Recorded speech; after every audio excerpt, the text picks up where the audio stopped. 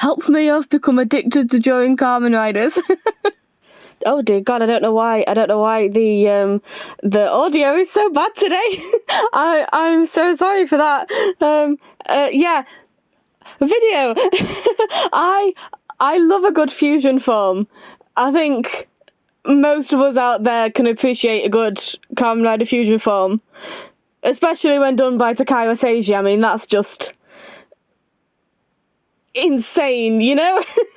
The way he'll, like, with Trinity, when, like, Gates is trying to go forwards, but then Woz is pulling them back, and it's like, you can genuinely buy that there are three people inside that one body. Just the way that he just moves is absolutely incredible. And I love a good fusion form. I was really excited. You know, when you give us a name, Kamen Rider Metsubo Jinnai, then forgive us for assuming that meant Kamen Rider Metsubo Jinnai. I mean, how stupid of us to assume that what you said is what you meant, you know? So I feel so cheated, and it's sad because I absolutely adore that the look of it, but just to tease us like that and then be like, oh yeah, no, this is horrible. Thank you. So I feel cheated out of a good fusion form in this series, so I made one. So I'm not slowly, but it's taking me a while working my way through a video about why Horobi and Fua are absolutely intrinsically linked. And I mean, when I say slowly, what I mean is I'll finish a script and then I'll think, oh my god, no, I need to include this, so I'll go back and rework it, and then I'll be set to record and I'll think, oh my god, no, how could I forget this changes everything, and then I keep remembering new parallels between the two because there are just so many. Like there are so many that it can't possibly have been an accident. You know, there are just... So everything down to what little we know of their backgrounds, the fact that we know so little of their backgrounds, why that is, the journeys they go on, it's all just so perfectly paralleled. So Horobi and Fua fusion form is what you've got. So the story I've made up in my head is that they're both horribly injured and really shouldn't be fighting, but they're both so resilient and so just do not care about their own well-being whatsoever that they're going to anyway. And Fua is barely on his feet when he shoots the Shock Riser, and it's very clear that this is very dangerous and very stupid, and he's going to get them both killed. And so that's when Sting Scorpion comes to the rescue, leaps into the Henshin like with Arc Scorpion, and fusion form happens. So that's why it's primarily Vulcan, because it's his base form and Sting Scorpion just jumped into it. That's the kind of thing that I'm imagining. Anyway, about, you know, actually drawing. If you're wondering what on earth I'm doing with the outlining, the line art stuff, I discovered that it's so much easier to get confident lines when you're not worrying about starting from one place and ending in the other. You know, like connecting them. If you can just start wherever you want and end wherever you want and just go zoom, then it's so much easier to get what you want. Otherwise, it's just so wobbly and unconfident. So what I do every time I start a new lengthy line, I'll open a new layer and then do that and then erase what I don't want and then join. I'm sure there's an easier way to do it, but I've been thoroughly enjoying doing it that way and it makes it easier for me, so that's what I'm doing. Also, okay, I am so bad at voicing over speed art videos, but I don't want to ramble until I get to it and then forget to say something, so I'm saying it now. With Horobi's side, with his arm. Oh, here we are. I had to position the hand like that. I can't draw something relating to Horobi and not have it be Takara Seichi's hand position. In my band drawing video, I made a point of saying, like, hey, I can actually see the speed art that I'm looking at this time. I couldn't do that last time. Watch me actually talk about the art, and then proceeded to never do that. I don't know what to say. Also, I do have a horrible habit of doing that. Like the paper I once had to write about comparing human minds and AI minds, and I started with saying that in order to discuss and compare human minds and AI minds, it is important to first define what is meant by the term mind, because you can't, like, just so we're all on the same page, because you can't always assume that one person's definition is the same as the other person's definition. So in order to talk about how, my specific what's the word I'm thinking of? Focus was actually like child psychology and AI psychology, but in order to talk about minds and stuff, I had to explain the definition that I was using, and then I proceeded to actually never do that at all. In my defense, I didn't say I was going to. I said that it was important to. Anyway, art. I'm colouring now. The problem is that my memory is so bad that I can't remember what I was thinking while doing it. So if at any point I had a moment where I was like, oh my god, this was hard, but I got through it in the end, I'm not going to remember that. I think I said that and then immediately remembered something. But for that bit that just happened just then, I had to, because the black bit of his undersuit thingy, you can't see that far in with Vulcan, so I had to look up one of those morph suit thingies you can get, and I had to figure it out from there, because I realised that the armour bits on Horobi's legs go further down than Vulcan's, so there are bits of the suited leg that I needed to figure out. So it's so riveting. So this is why I don't talk about the art process.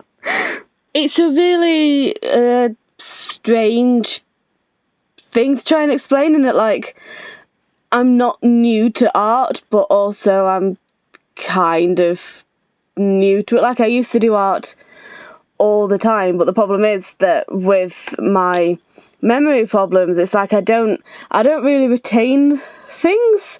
So just because I could do something once doesn't mean I can do it again. Like today even, I was trying to do a drawing, and I managed to do a really nice sparkly eye that I was very proud of, that I don't remember ever having done before, ever.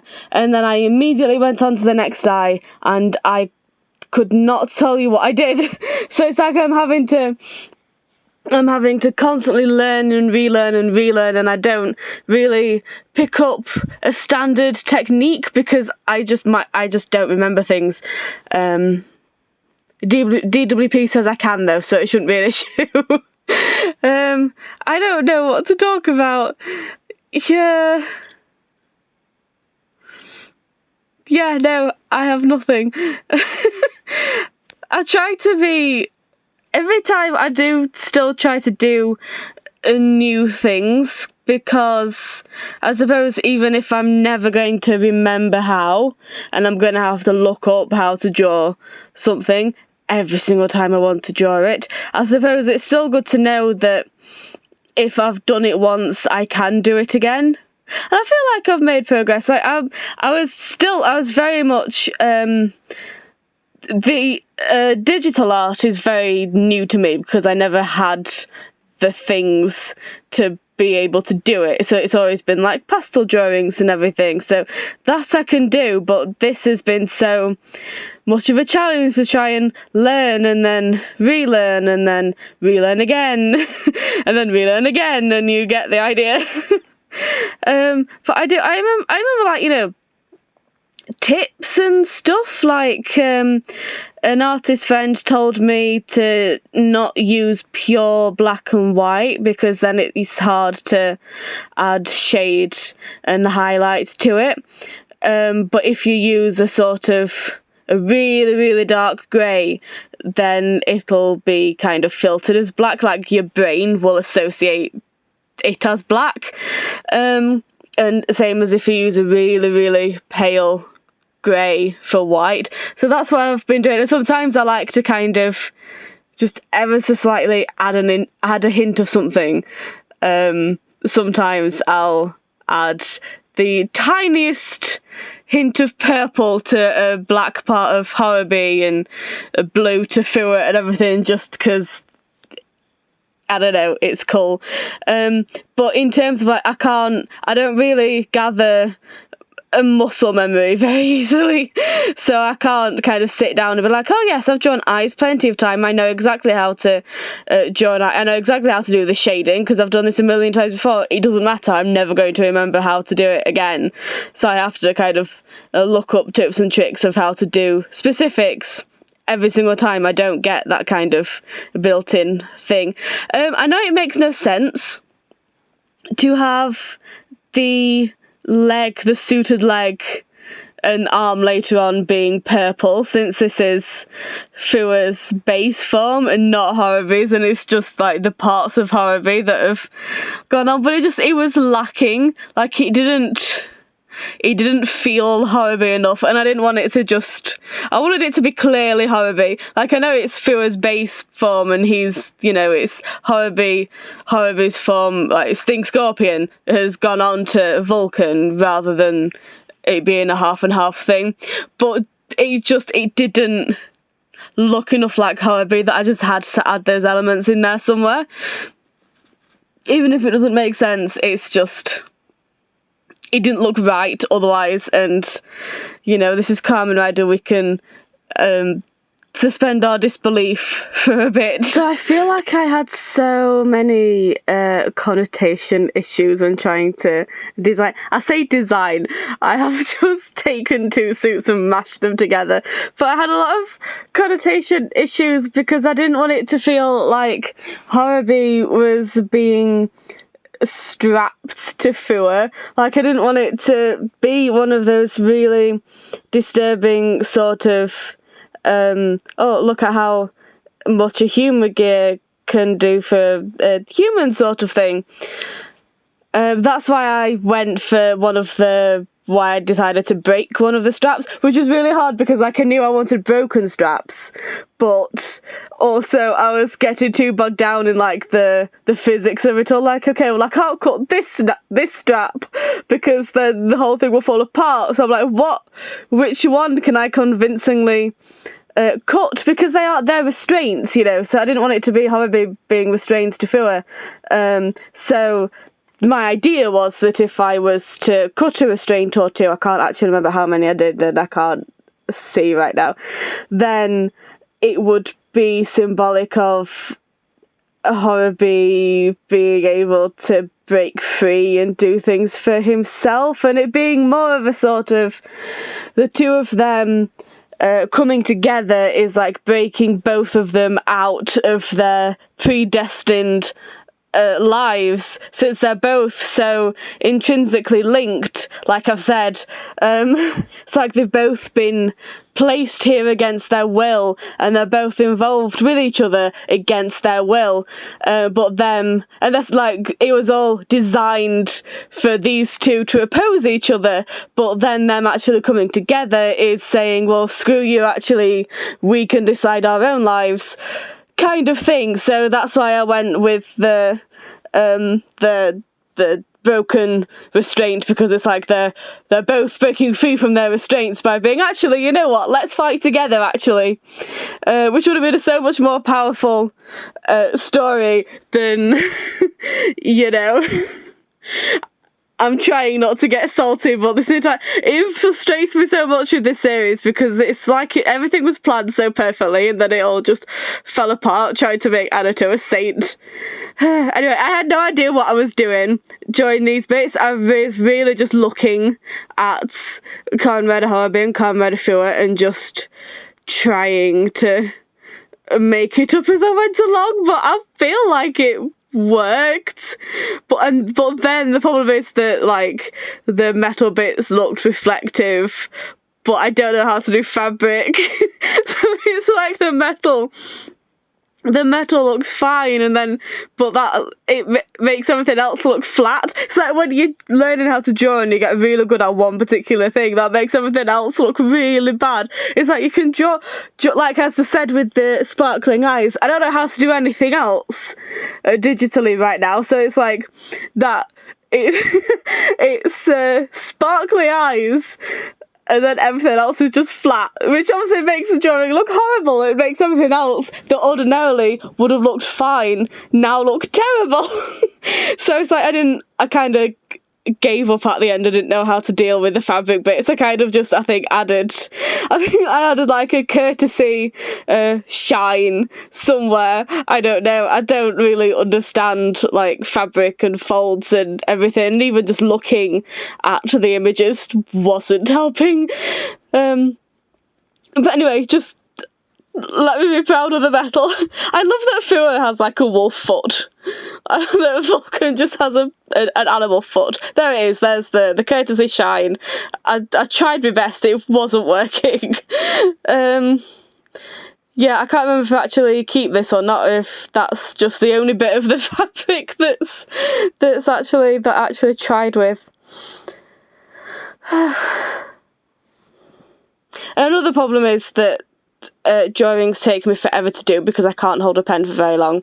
So it's like I'll get my thing and then I'll draw a few bits or colour in a few bits, then I have to stop and put it down, and then I have to come back, and I can't really tell on the recording because the way it records is that it just kind of picks up when you're drawing, so that I could do a line, leave it for like half an hour, pick it up and do another line, and you wouldn't tell that I'd left it.